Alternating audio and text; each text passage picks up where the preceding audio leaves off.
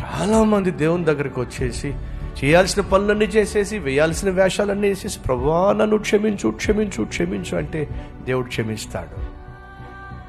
కానీ గమనించండి, నువ్వు పాపం చేసినప్పుడు దేవునికి నీకు మధ్య ఉన్న కనెక్షన్ కట్ అయ్యింది.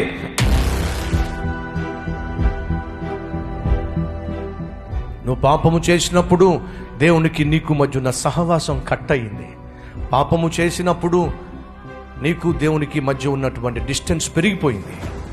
ఎప్పుడైతే నువ్వు క్షమాపణ కోరుతున్నావో ఆయనతో మరలా సహవాసం ఏర్పడు. సహోదరుడా సహోదరి, దయచేసి విను.